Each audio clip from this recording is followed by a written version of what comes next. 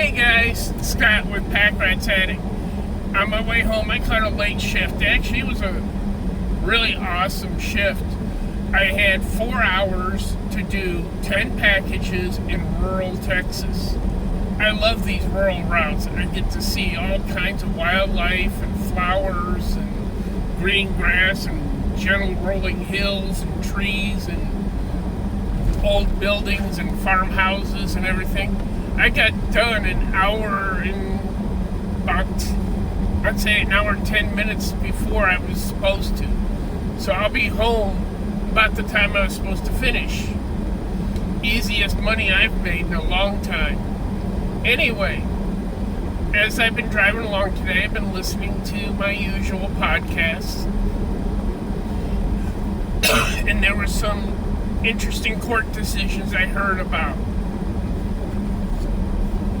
One was about that they combined 2 suppressor cases into one.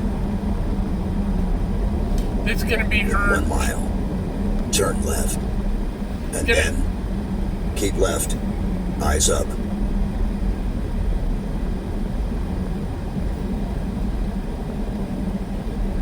It's going to be here. Hazard reported ahead. Eyes up. This could be a trap. Let me turn down my navigator here. Anyway, they're going to combine 2 suppressor cases into one.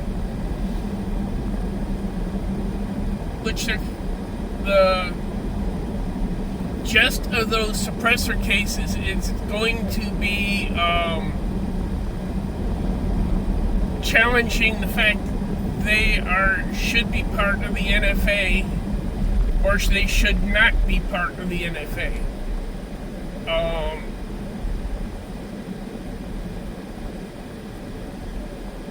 This has been a big discussion ever since the zero tax dollar. Sorry, my jaw's bugging me.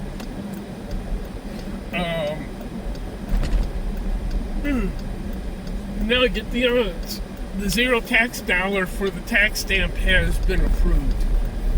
And that is a good question, because the only justification for the NFA on those items was the fact that it was collecting a tax. Now, without a tax being collected, does the NFA still apply to those items, such as suppressors, anything with short barrels?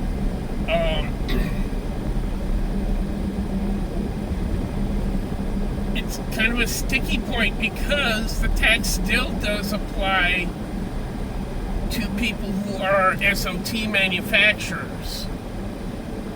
So I'll just use an example. Silence & Co. They make suppressors. They still have to pay a tax on every item they make. So it's going to be interesting to see how the courts rule on that. I do believe that the days of the NFA are numbered. I honestly thought I would never see those days. From the time that I started seriously getting into firearms and starting to understand what was Class 2, Class 3, Class 1, what you can and can't possess.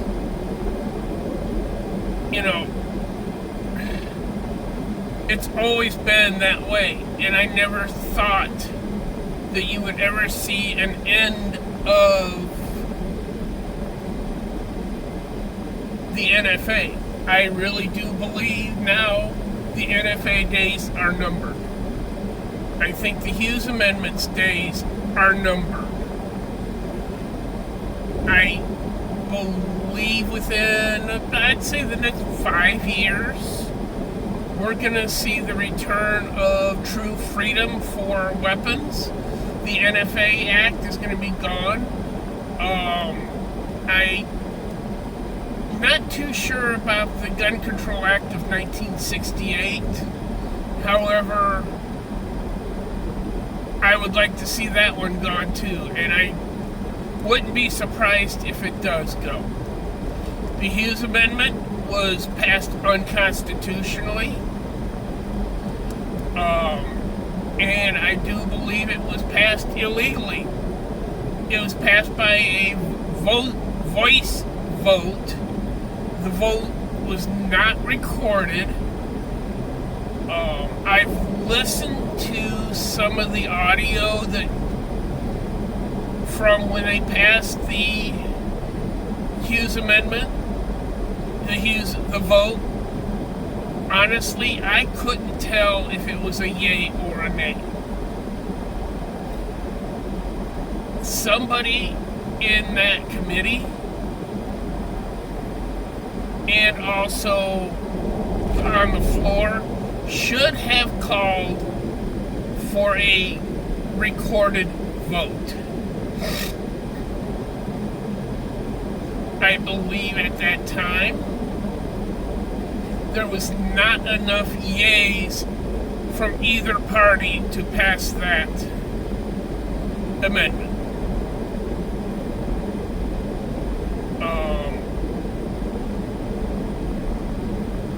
Now the next one that I do believe is going to make a huge difference, and that came out with the recent Supreme Court rulings, is on mail-in ballots. While the Supreme Court does still allow mail-in ballots, and they haven't changed the criteria who can or cannot apply for a mail-in ballot, the fact that they said that they must be postmarked on or before the date of the election. I do firmly believe that this is going to be a huge change, because California in their recent elections were counting ballots that were postmarked after the election.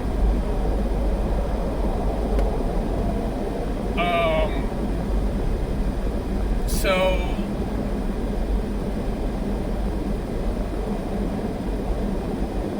in light of that discussion, I really do think that we're going to see some changes this year.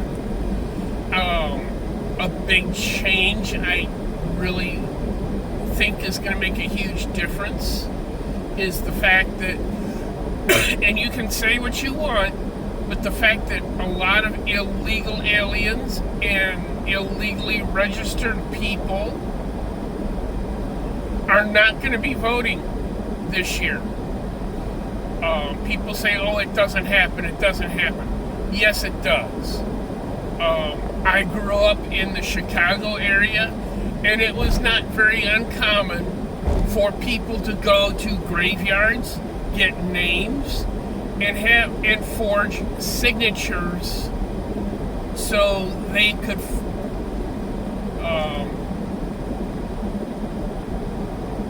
forge voter registrations.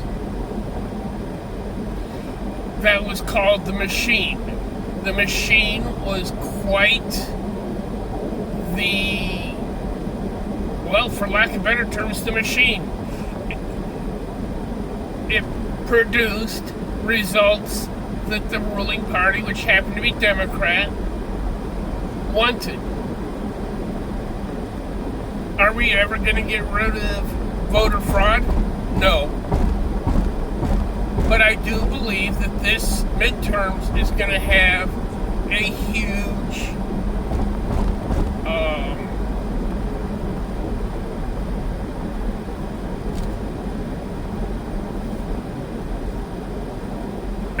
impact.